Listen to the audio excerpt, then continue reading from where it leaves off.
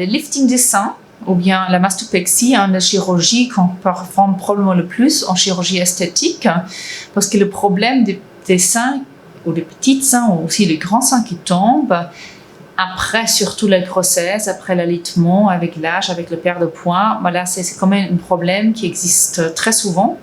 Ou également aussi les seins tubéreux, sont ces petites déformations des seins qu'on peut avoir vraiment à l'âge de l'adolescence, un sous-développement de certains endroits des seins qui peuvent déformer les seins ou faire une grosse asymétrie entre les deux seins. Demande en fait une mastopexie ou lifting des seins.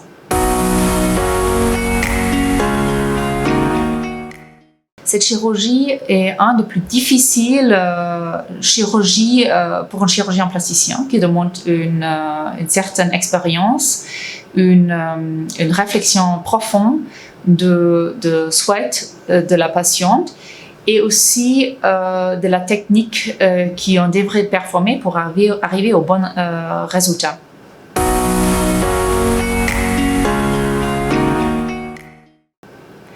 Donc on a tout simplement le lifting des seins parce qu'on a un tout petit excès de la peau, donc là, le mamelon qui tombe un tout petit peu, ça fait une mastopexie périaréolaire où on a une cicatrice autour des mamelons et des fois ça suffit.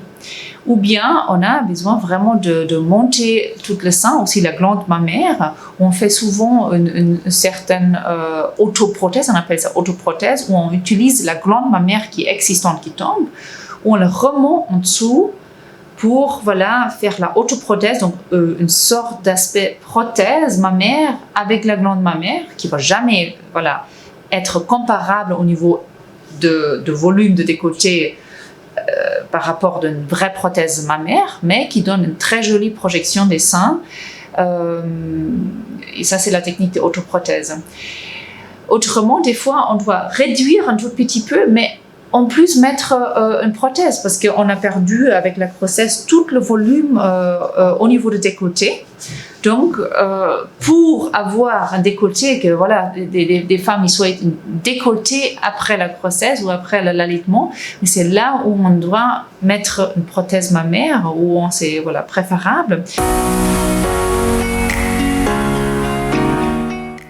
Là, on a le choix en fait entre prothèse, on parle anatomique, qui donne plutôt une forme de poids, on dit, ou bien une prothèse rond qui, à toute façon, si on le met en dessous de muscle, fait un tout petit peu anatomique en posant l'implant.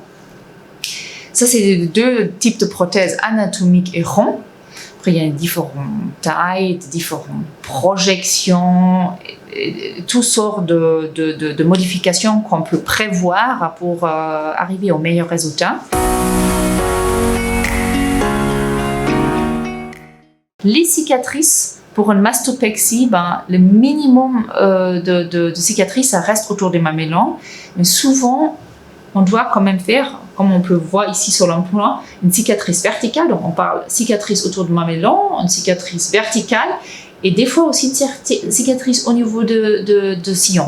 Donc, on part avec des seins qui sont plutôt tombants. On a après des jolis seins, mais on a aussi plusieurs cicatrices. Donc, on doit vraiment faire un petit équilibre, comprendre qu'est-ce que les résultats et qu'est-ce que sont les cicatrices que je dois accepter.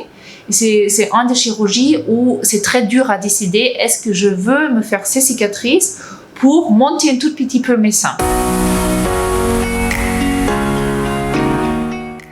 On a mis en place le traitement de laser post-opératoire qui nous permet d'avoir vraiment une meilleure cicatrisation pour arriver en cicatrice presque invisible une année post-opératoire. Ça veut dire le jour d'ablation de fil, on fait un traitement de laser sur les cicatrices au niveau des seins et ça permet une cicatrisation dirigée et pas spontanée, mais vraiment dirigée qui permet une cicatrice extrêmement invisible. Donc ça, c'est une de ces collaborations très importantes qu'on a avec notre spécialiste laser dans notre centre, qu'on offre à nos patients qui font des chirurgies esthétiques chez nous. où on doit, où on souhaite une meilleure cicatrisation. C'est quasi tous les types de chirurgie, si vous pouvez imaginer.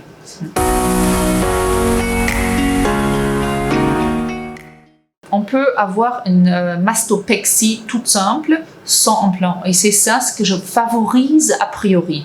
Donc oui, avec un implant, si vous voulez, on a tout de suite un meilleur résultat. On peut dire que c'est plus facile pour le chirurgien de mettre un implant. Mais pour la femme, il faut considérer qu'on a un dose parce qu'on a plutôt une mauvaise qualité de tissu. Donc vous pouvez imaginer si on met en plus un implant qui pousse vers la glande, qui approfondit la glande naturelle, qui restretch encore la peau qui reste, le résultat à long terme est moins bien si on met un implant. Donc moi je favorise toujours, si on est aussi la patiente est OK avec le volume, de plutôt garder le tissu autologue. On fait mastopexie, donc on retend la peau.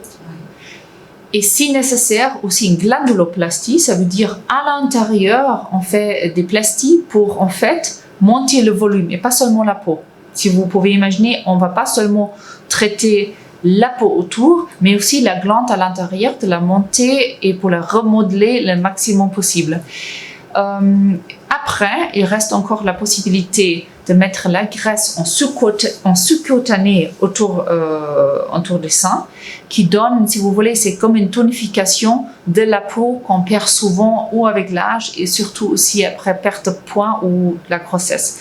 Donc ça, c'est une méthode safe. Donc je dis safe parce qu'on ne doit pas mettre la graisse dans la glande et pas aussi autant qu'on veut, mais on doit rester dans les techniques qui restent safe pour la patiente, en dessous de la peau pour tonifier le manteau du sein. Et ça donne des vraiment jolis résultats ce qui concerne la qualité de la peau.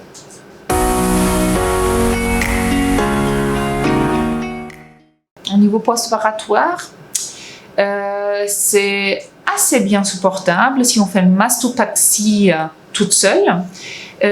Si on implique des implants, c'est un tout petit plus de temps de rétablissement, entre 4 à 6 semaines avec un implant, surtout aussi parce qu'on ne peut pas trop bouger, on ne doit pas utiliser les muscles pectoraux si l'implant est en dessous du muscle. Vous pouvez imaginer quand je bouge le bras, quand je tire, quand je porte des enfants.